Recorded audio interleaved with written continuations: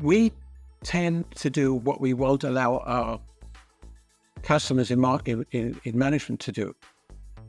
If we ask them why they're doing something, and they say, we're told to do it. We've always done it that way. It's in the book. We won't accept that, right? There has to be a good reason. But yet, auditors are doing things the way they have been doing them without really thinking about, is this the best way to do something? This episode is brought to you by Greenskies Analytics, an audit analytics service provider that works with internal audit departments that have data analysts and are still frustrated with trying to make analytics actually work, aren't getting the expected ROI, who can't break through the communication barrier between the analysts and the audit team, and those that need experienced direction for an audit analytics strategy and process. Those that feel like they've wasted time and money on trainings, aren't getting the value they want, not prioritizing the highest risk areas for the organizations, or have projects that seemingly never get completed. Do you deal with any of that? If you do, go to the show notes of this episode and click the Greenskies Analytics link, or go to greenskiesanalytics.com to schedule a call and understand how Greenskies Analytics makes analytics actually work for internal audit. Hello, everybody. Welcome to another episode of the Audit Podcast. I'm your host, Trent Russell, and today on the show, we have Norman Marks, who I feel like doesn't really need an introduction. We don't typically bring the same guest back more than once, just to try to get as much variety as possible. But Norman, I think this is his fourth time on the show, and that really speaks to his level of thought leadership and how much respect I have for his opinion. And if you aren't familiar, I cannot recommend enough. Like the amount of people who will reach out to me and go, I'm getting back into internal audit, or I'm looking to get into internal audit, or how do I grow as an internal auditor, something, anything along those lines. I tell every single one of them, subscribe to Norman's blog, subscribe to Richard's blog, get Richard's books, get Norman's book. Especially like if you're in a SOX world, go get his book on SOX. Some of his audit books also probably have had more impact on me than anything else that I've read or any other kind of source. So we do ask Norman at some point, like, where do you go? Where should we go? What are other really good resources? So he does mention some of those also, but those kind of top the list for me. So with that said, Richard Chambers does do this annual, I think he's done it 5 years in a row now, top 12-ish thought leaders in internal audit. And Norman has been on the list every single year, as well as Hal Guerin. So I can't recommend enough following those two folks. And then also it basically says each time that if there were a thought leader in this space, it would be Norman. So again, just go search Norman Marks' blog, subscribe. They're relatively short. There's 1 to 2 a week. The 15 maybe minutes you're going to spend a week is going to add a ton of value to what you do as an auditor. And then seriously, your stakeholders are going to feel it too, as your mindset starts to potentially change depending on where you are with that right now. With all that said, a couple things we wanted to hit on was, so Norman was a CAE. And so we want to talk about what he saw as his most important task as a CAE. Like, we can figure out what the one thing is that we should all be doing. If you are a CAE or aspiring CAE, I think that can add a ton of value to always come back to that one thing. This is the one thing I need to make sure that I'm doing. So we wanted to get Norman's perspective on that. And then we're seeing and hearing a lot of audit departments are going, hey, organizationally, revenue's growing, but that's not being reflected in our budget increases. And so those aren't easy conversations for a lot of people to have, to ask for more budget. But it's part of the role. It's part of the job responsibility. If you are leading your audit function or any other function, you have to be able to do that. You have to be able to get the resources to be more effective and to be more efficient. So we wanted to get Norman's thoughts on basically strategies, approaches, guidance on how to get more budget for what it is that you need. So I highly recommend checking that out. And then we just have it's really conversational with Norman. He's one of the few people that goes, you don't need to send me the questions in advance. I don't need to hear the recording afterwards. It's totally fine. Like, just you come on, ask me the questions and I'll answer. So there's not a ton of structure, but that doesn't mean that there's not a ton of value in listening to this one. Well, that's it. Here we go. I believe you were the first person that we asked this question to, probably early 2024, maybe it might have even been late 2023 last year. But now that you're back, We have also continued to ask that of everyone. So that question being, what is either in your internet browsing history or your ChatGPT, Llama, Claude, whatever, if you happen to use an LLM, what's in that history? What have you been looking into lately? Thank you, Trent, and good to be with you again. I've been doing a number of different things. I encourage everybody. I've been playing a little bit with ChatGPT and the other products from Microsoft and Google and so on. And some of it is in connection with the book I'm writing right now. I'm in the middle of writing a new book on how to audit risk management, and I've been using the power of Google and the AI machines to tell me what other people are saying about it. For example, I found out that the last book I could find either on Amazon or in the IIA library on how to audit risk management was in 2013, which is somewhat surprising when you think about it, that here we are with an issue and a need, which I think is very important, and yet nobody has written a book about it in such a long time. So I've been doing that. I've also been curious about my ancestry, and there's my great-great-grandfather appears to have changed his name when he came over from Germany, and I've never been able to find out why. So started going back and rechecking all the research that I did when I put that part of my chart together. I've got over 2,000 people in my chart right now, my ancestry chart, and it's always interesting to see the various times when something odd happened. So there is that. Also, I just wrote a provocative piece on Facebook about the situation in Israel, and I was looking up some of because I'm Jewish, some of the Jewish beliefs in terms of love thy neighbor and what we should be doing. So various things. I use all of these other interesting tools from time to time. One of the things which I encourage people to do is to take a tool like ChatGPT, which happens to be the first one I used, and ask it who you are. And you'll probably find that it's about 90% accurate. Then ask it again, because it'll change it. It won't give you the same bio, but it'll give you a little bit different, and it'll start bringing in things which are actually inaccuracies, and it'll start exaggerating. And then you ask it a third time, and now it's starting to become totally unreliable. Curiously, I did a webinar just last week, and the person introducing me, it was clearly that he had done the bio using ChatGPT. So I thought it was rather interesting. And what this is telling me is that these are troubling times in a way, because people are using these tools and there's no real assurance that they're accurate. And it's very, very difficult, because I used, in my last blog, I used, I think, 4 different engines to say what risk was. And only one of them gave sources. So you can't even double check where the information is coming from. Anyway, this is all interesting and different. I look at different things over time. I didn't know about the book, but I told you off air shortly before we started recording that usually there is a new book that you have. We usually take some notes from it and ask questions around that. I don't want to go into it too deep. It sounded like you said you're like about halfway through. Do you have any idea when we could expect that, though? Oh, it'll be 2025, I'm sure. Yeah. Okay. Yeah.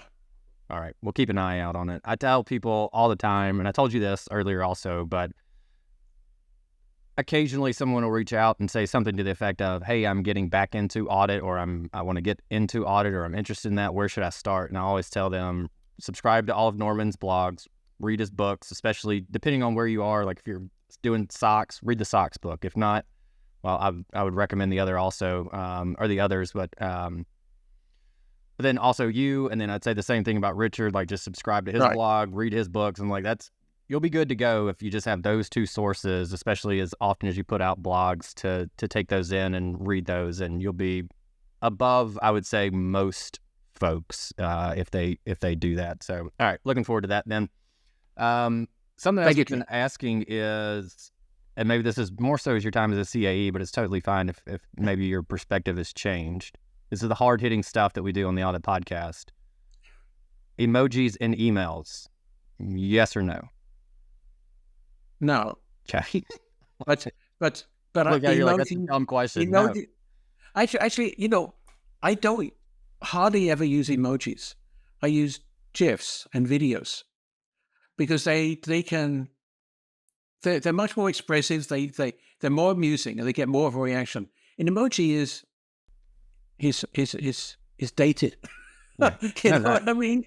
Yeah. I mean, maybe a thumbs up sometimes, or a namaste. Yeah. But an emoji in an email, no. If it's an email, I don't think that's as respectful as actually putting some words in a text. Got it. Okay. Yeah, it's just been, I read that question somewhere and I went, yeah, I wonder. And I almost wondered generationally if there's a difference also, or medium. So if it's email, it's kind of like, no, nothing really there, but a LinkedIn message, a little less, maybe a little bit more casual, throw it in there, a Yes. text message, something like that. So anyway, again, that's just kind of a goofy question we've been asking folks. All right. So back to when you were a CAE, what was your most important task as a CAE? And is it something that you did every single day? My most important task is something that I did something towards every single day.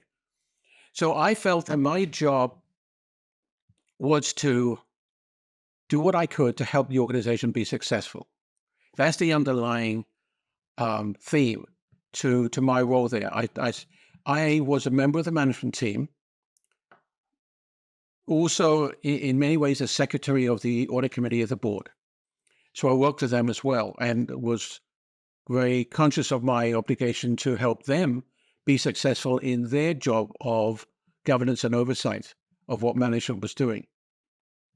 Having said that, the way in which I would typically make a contribution was providing, as we say in the core principles, the assurance, advice, and insight that management needs on the more significant risks so that they can be successful.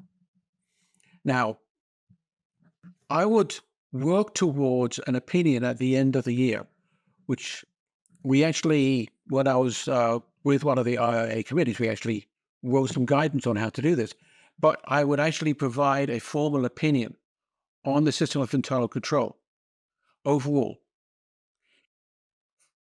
Well, it was based upon the work that I had done over the year, both formal and informal, because by just being present, you get a feel for the adequacy of internal controls, even beyond what you do in the audits, in the formal audit. So it's everything that I was involved in or my team was involved in over the year, once a year, typically at the same time as I'm putting together my plan and proposing my budget for the next year, I'll provide an opinion on internal controls. And I might have to segment that if needed, but that was my core mission, if you like, was to help them sleep at night, knowing that the internal controls are effective. There's reasonable assurance that they are effective in managing the more significant risks to the organization, which is of course, what they're concerned with. Did you quantify those in some way, or was it more, or maybe even how did you communicate that? Might be a better question. Well, first of all, and this is something that not a lot of people seem to appreciate or talk about, which is that I'm entitled to my professional opinion. And I think that when I'm providing that assurance, when I'm providing that report, I'm giving my professional opinion. which hopefully they respect because they hired me and they continue to keep me in the job of Vice President of Internal Audit, to be able to assess whether those controls and processes provide that reasonable assurance that the risks to objectives are being managed properly. So I don't, in terms of quantifying the risk, that's a different topic. But overall, it's almost as if I was putting myself in their shoes and saying, would I be happy with this system of internal controls? Okay, because you can't have perfect internal controls. For example, recently I wrote about the risk when I was at the refining company, oil refining company. We had processing units, and if one of the employees didn't follow safety protocols, they could not only injure themselves, but they could cause a fire and explosion and injure or even kill themselves and many others. They could also have a devastating impact on the community. So how do you have internal controls over that? Well, you have the protocol, you have training, you have some level of supervision, but if you want to go further, you need to have somebody watching them. So now you're starting to double the size of the workforce, and maybe you need cameras, or maybe you need a third person to be monitoring the second person who's monitoring the first one. At some point, there's a level of investment that is not reasonable to take. So it's always, I think, a judgment call. It's much an art as a science in terms of determining what is reasonable assurance. And that was actually sometimes the challenge, is how much risk should management be taking? Risk of the control failing, risk that therefore there's going to be a serious issue to the organization. But it comes down to this word which the external auditors have to use because the PCAOB and SEC require, but you don't hear a lot of internal auditors talking about this word, judgment. And I think we should be able to use our judgment, our professional judgment, maybe have some basis, but let's not go overboard in terms of finding evidence to support our professional judgment. The reason I laughed when you said judgment, when I first started an external audit, we used to just be able to document things away by going, this was the line. Based on my professional judgment, or based on auditor judgment, this is not an exception. And that was sufficient for a little bit. And then, we had basically the guidance came down and they went, well, you have to explain what that judgment is. And then also, Right. Me, I was like, they're like, you've been doing this job for 6 months. You have no judgment of like, your judgment doesn't really count because you have none to apply. And I was like, yeah, I barely know what a control is at this point. So anyway, that's kind of, I laughed. I don't know who saw it or maybe heard it, but when you said judgment, I laughed because I distinctly remember constantly going, based on internal audit or audit judgment, XYZ. And then they went, well, you have to explain what that judgment is. So as an extension of my thoughts there, as the head of internal audit, as the vice president, as a member of the management team, I was always on the lookout of where can we find opportunity to add value by sharing our insight. So, for example, at one of my companies, Maxstore, we were starting to have a lot of profit issues. And we were having some issues in terms of the design of a next generation product, which is going to be cost effective in the market. And there were a number of underlying issues that I was able to see and listen and talk to management about in terms of prior investments that have been made into where we did our manufacturing. So we were actually manufacturing a core part of the disk drives that we were making in Northern California, whereas our competitors were doing it in Thailand and China. Well, that is not really a recipe for success in the long term. So one of the things I was doing was talking to management, both financial and operational, about how we can change that. There was also another division that seemed to be struggling to remain profitable. So I just went in almost like a consultant to see if I could find efficiencies. Now, that's not an audit. I'm not sure it's an advisory service. I'm not sure what it is. But as the head of internal audit, I saw, as like I said, my mission, my purpose there was to help them be successful and provide assurance that those objectives that they are measuring the success of the organization against would be achieved. And so while I would spend most of my time on the formal audit side, I and many of my people, I gave them the freedom to do more and encouraged them to do more. And so is this just, did you have a process to follow to add value, or is it, hey, I saw something and now I'm curious about this, I'm going to go figure it out? Like where you saw the area that was struggling with profits, did you come across that, or did you do some kind of routine assessment to some degree, or did you just catch wind of it and go, oh, well, let me go take a look at that then? These things come up and all the time. And it's just a matter of recognizing whether this is something where we can add value as an opportunity. One of my favorite stories, Trent, is, and you may have read this in my books, is at the Tosco Marketing Company, where we operated 6,000 convenience stores. I used to, when I was in Phoenix, I used to attend the CEO's executive team meeting. And in one of those, he asked the head of marketing, how are we doing with our advertising campaign?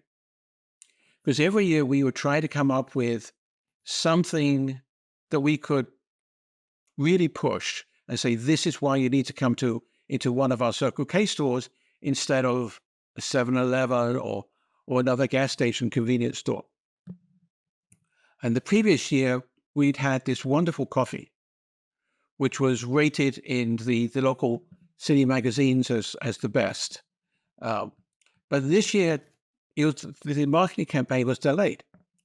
And so the VP said that they couldn't find anything to talk about. And that did not satisfy the CEO, because he said, well, without that, how are we going to drive revenue? All of our competitors are saying something unique and interesting. We've got to say more than come and visit our stores with nice people. And he basically said that they couldn't think of anything. They'd run out of ideas. So after the meeting, I went up to the CEO's office and said, this seems like a failure of imagination, a failure of creativity. And there's a science to stimulating thinking and creative ideas. And I'd read about that several years ago, because I used to subscribe to the American Management Association magazines, and I'm always trying to extend my mind by reading things like Fast Company. I encourage everybody to read Fast Company, and anything else which is talking about how people are doing things differently. And TED Talks is another great way of learning about something else. And then, as in this case, I was able to say, there's something here. So I said to the CEO, how about I do an audit of creativity in this area? And he looked at me as if I was crazy, which I probably am. Yeah, I mean, it sounds crazy. and he said, go for it. So I went off and spoke to the head of marketing, and he said that they couldn't think of it. I said, have you talked to the people in the stores? Because the people in the stores are the people who are in the trenches. They are really customer facing. They are dealing with customers, and they know what customers want, which may vary from region to region. But they know about trends in customer sentiment and customer designs, what customers ask about, for example, what they say they're looking for. And he said, no. I said, why not? And he said, because 2 or 3 years ago, we gave them an opportunity to come up with ideas, and we spent a lot of money on their ideas, and it went nowhere, so we don't trust them anymore. So I went and started talking to some of the people in the field operations side, some of the managers I've spoken to. They say, yes, we can do this or we can do that. And I went back to the marketing manager and he said, oh, those are interesting ideas. Maybe we should reinstate that program. And I went back to the CEO and said, this is an internal controls failure. If you think about it. And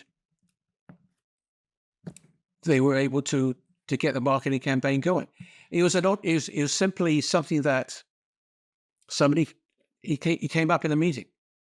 And there are many situations like that where we just have to be on the lookout to see something.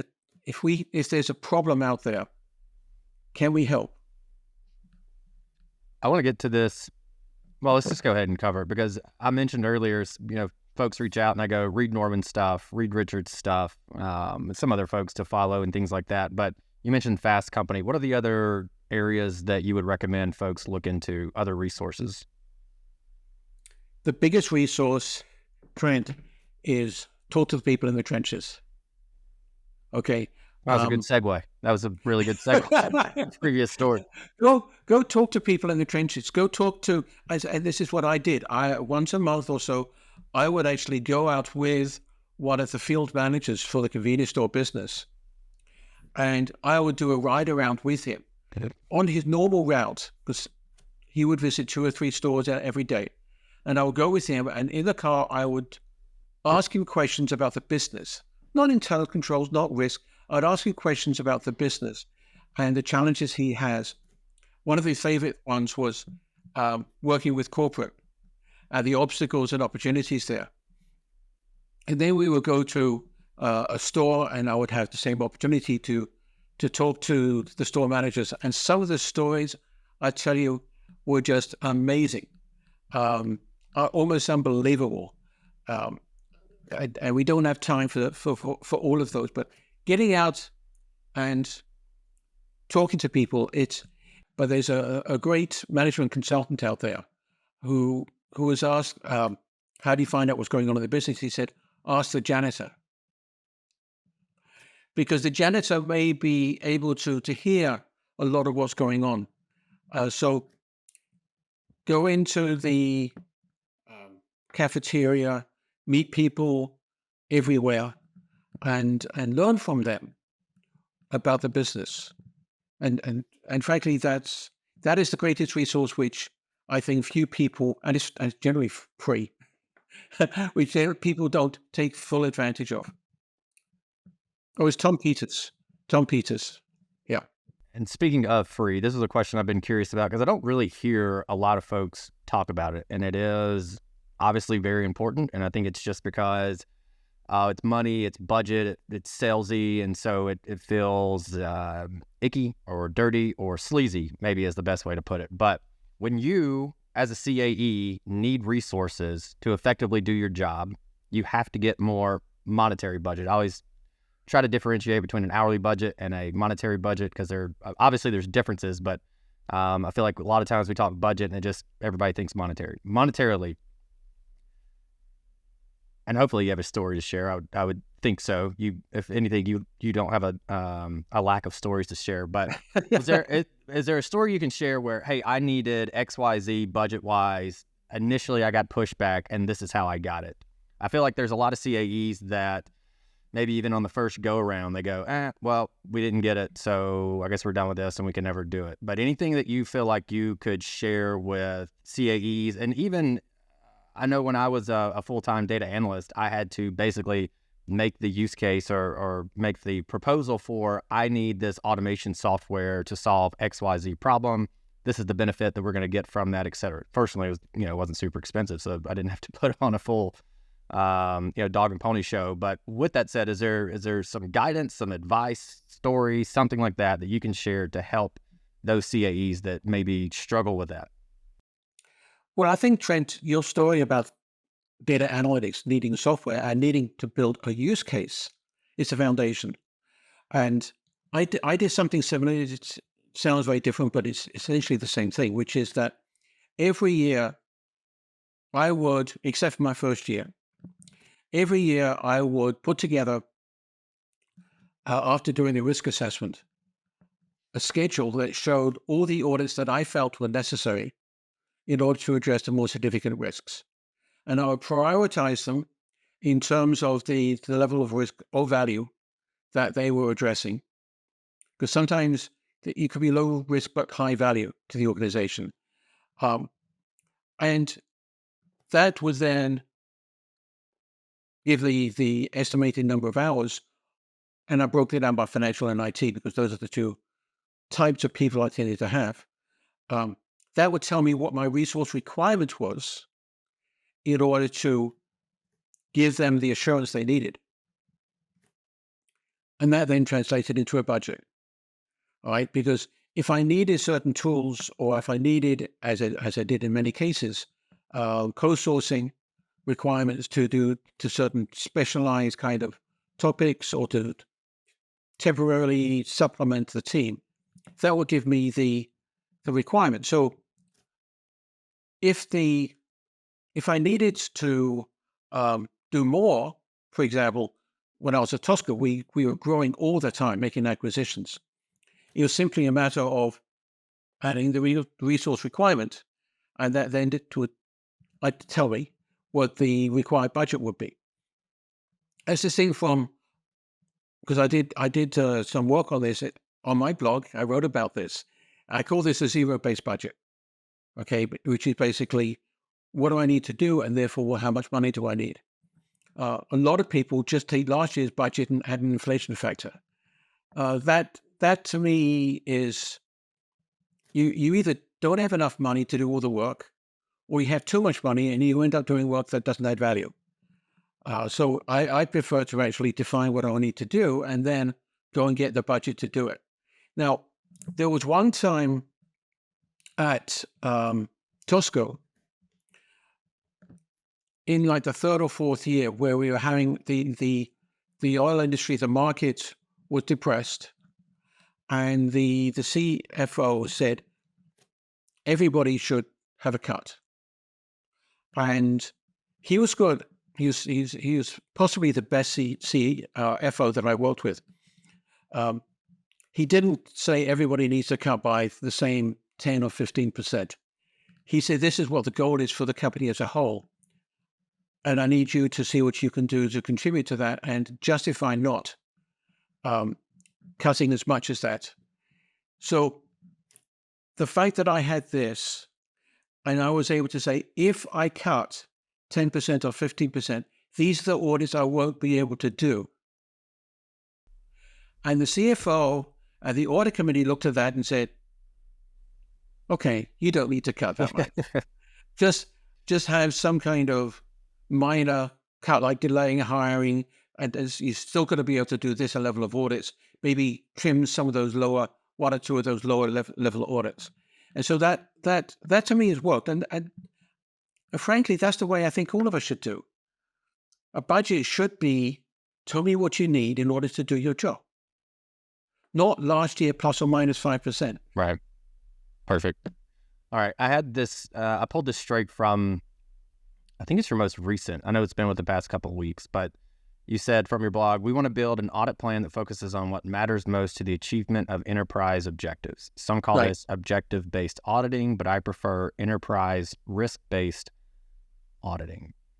With that said, how do you put that together? Like if we collectively just called it a risk assessment, how do you actually build that out?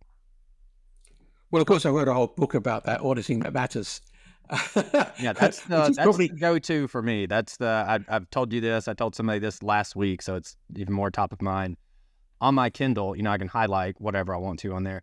That book has more highlights in it than anything on my Kindle. Not anything audit related. I mean, in general, any book I've ever read on my Kindle in the past, 10, 15 years, that one has the most highlights. And so actually, there was one recommendation I would make to folks. It's either stop listening to right now to this and go just start reading that book, or maybe shortly after read it. But anyway, go ahead. Well, thank you. So I think it comes back down to what is my purpose? Why am I here? Why am I employed? And it's to provide that assurance on the issues that matter to the top management and to the board. And that means that I need to be thinking about, well, what does matter to them? What does matter to them are typically stated in their objectives. Maybe there's their mission over time, and then it's their objectives or strategies for achieving that mission over time. So I start with that and say, then, well, what could go wrong and what needs to go right in terms of achieving those objectives? And where can I add some value in providing assurance related to those risks and opportunities? So that's really the risk assessment. In the blog I made a comment. It's not, I don't like the term objective risk-based auditing, because you're not really auditing the likelihood of achieving the objective directly. You're auditing the controls over the more important risks. But it does mean understanding what are those risks. And there's a whole level of work that needs to be done in figuring that out, because it's not quite so simple as taking the management team's list of top risks. You got to dive more into, well, where are the controls over those risks, and how do I then build a plan to do it?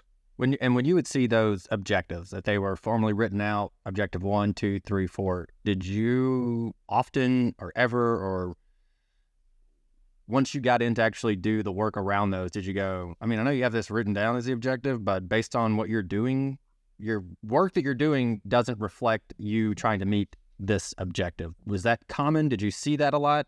Because it's super, and this is why I'm asking, it's super easy to go, and this is something I learned from you years and years ago, audit against strategic objectives and help the, organization. But I know a lot of times, even if it's a vision or a mission, and maybe that's all we have to go off of. I mean, I've been in those, large companies, and it's written on the elevators and there's posters, and you kind of walk by and go, yeah, cool. I don't feel that at all in what I do in my day to day. And so I just don't know, a lot of times I feel like people can go, yeah, but those aren't, real. And so that's kind of where the question's coming from, which makes it difficult, obviously. All right, now I'm done. There are some formal objectives. There are also some objectives which are assumed but not stated. For example, to always be in compliance with applicable laws and regulations, to have a safe environment for employees. Those are clearly objectives, but they're not necessarily so stated. If you have a risk appetite statement, you actually will probably find some additional information there on what they consider to be important. You can also just sit down and talk to members of the board and top management to find out what they consider is important. But there's another side to this, which I think is just as important, and that is making sure you are not auditing what is not important. Because audit plans are full of projects, auditing controls, where if everything went wrong, it wouldn't matter to the CEO. And they're auditing, they're spending scarce resources on that, and not auditing some of the things that would matter to the CEO. But the auditor says, well, I'm not equipped, I'm not experienced, that's not something that we do.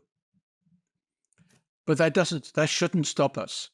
We should use our imagination to figure that out and learn to audit what matters to the organization and build that into the plan. And sometimes it's advisory work, sometimes it's assurance work, but we need to be focused on just what matters to them.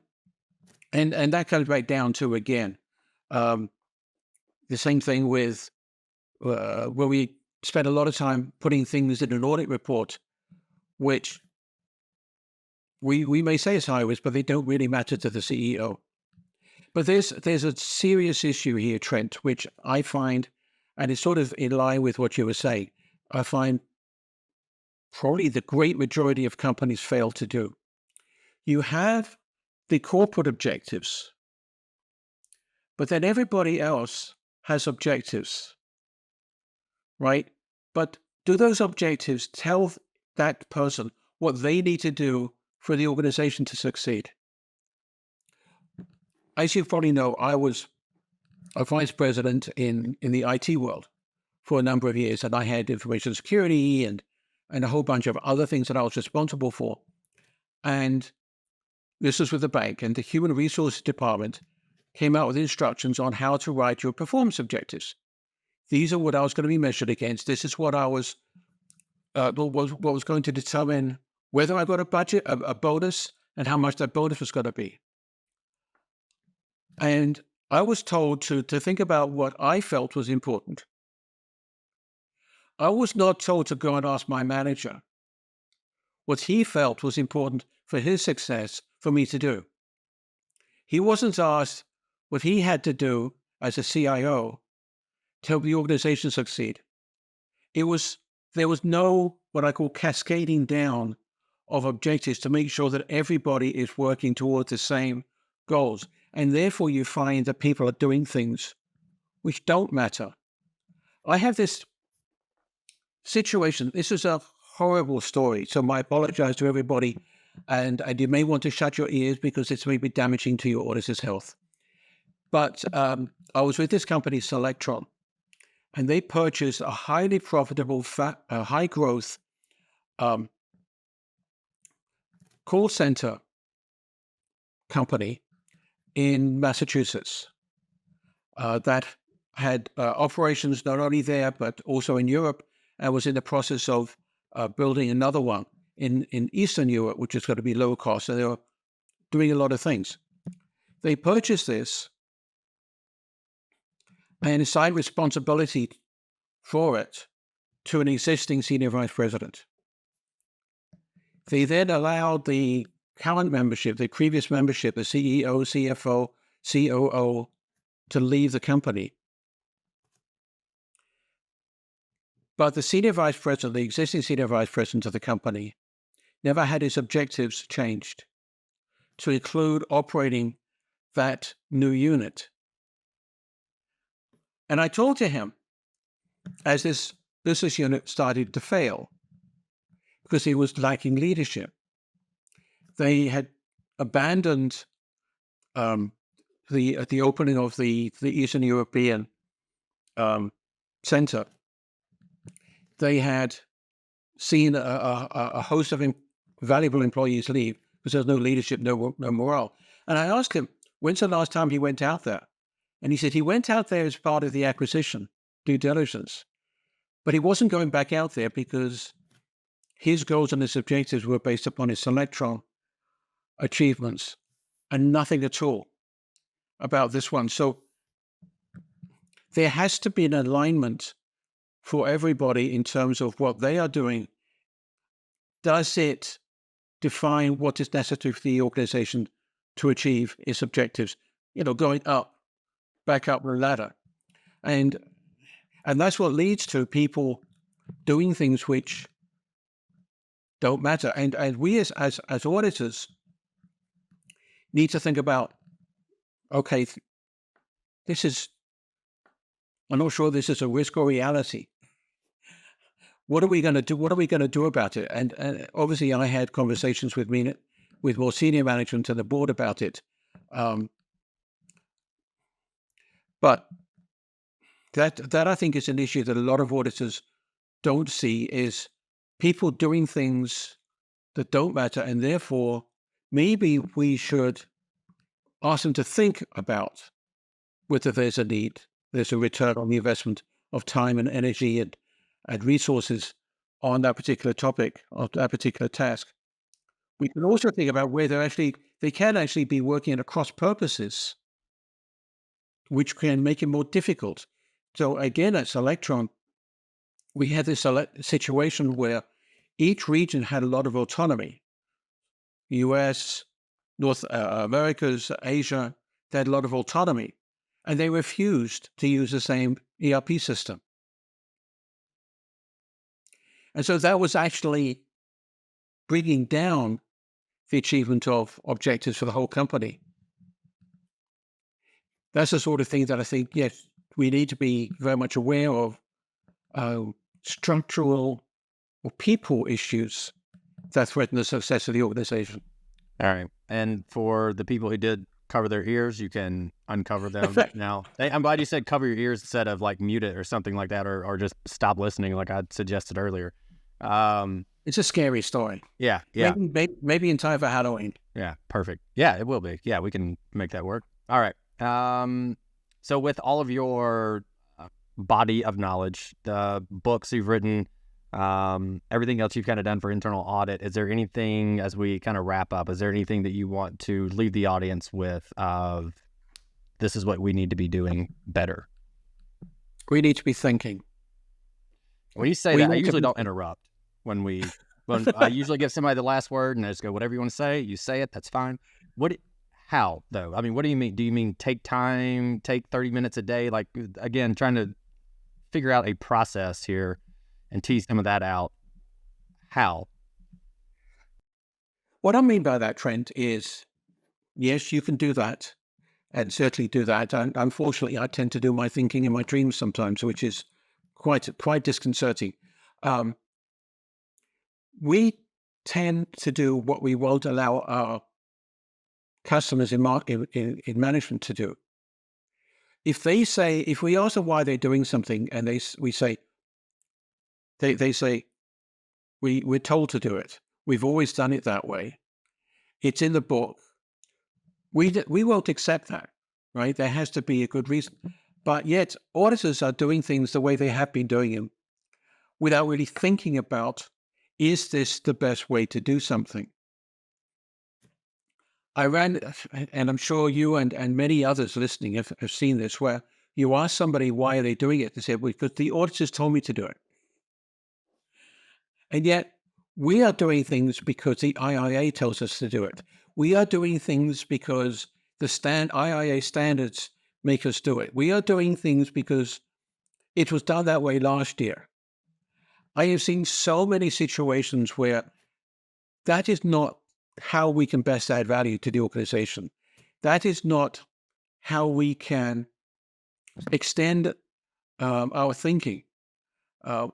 We need to think. We need to use our imagination. We need to listen, especially. And I've got so many stories about auditors who failed to listen and as a result missed a serious issue that was going on in the area where they were supposed to be auditing. They just went through their checklist and did the same audits as last year. Even a former senior manager with E&Y fell into this trap and just went through what they considered to be a procurement audit program without spending time to go out and talk to and listen to and think about what they're hearing and what they're saying. The greatest tools for any auditor are their ears. What are they hearing? Their eyes. What do they see? Sometimes you can see issues in morale. You can see it in people's faces. You can see it in how they rush to leave. Or you can see it in how they stay behind in their dedication to their work. And then you've got the space in between, where you're actually thinking about what it is you've observed, what you've heard. What does this mean? One of my favorite slides, which I'm going to use this week in a presentation I'm doing in Des Moines, Iowa, talks about the time when I left my office and saw one of my team members with his head down on the desk. And my first thought was, is he okay? Is he sick? And I went up to him and you know, I know other people's first thought was that guy's sloping off. We need to fire him because he's not being diligent. But no. I was concerned about him because I knew he was professional. So I went up to him and said, Michael, are you okay? And he turned and looked up at me and said, yeah, I'm just thinking about what I've just heard. Because he was actually reflecting on it in terms of, what does this mean in terms of the business? What does this mean in terms of, are they doing the right thing the right way? Are they missing an opportunity? Is there some way that I can think of that would help them do things better, faster, more effectively, more efficiently? And I think that we need to sometimes Come back from a meeting, shut the door, and think. Hey everyone, thank you very much for listening to this episode of the Audit Podcast. Whatever platform you're listening on right now, I'm sure there's a subscribe button somewhere, so please hit the subscribe button there. If you're listening through iTunes or Spotify, feel free to go give us that 5-star rating. It only took me about 16 seconds to give myself a 5-star review, and it really helps to get future guests to come on the show, so we'd really appreciate that. Lastly, be sure to check out the show notes and follow us on all our social media channels on Instagram, on LinkedIn, and on TikTok. Also, if interested, please sign up for our weekly newsletter from the Audit Podcast. Thank you all. Have a great one.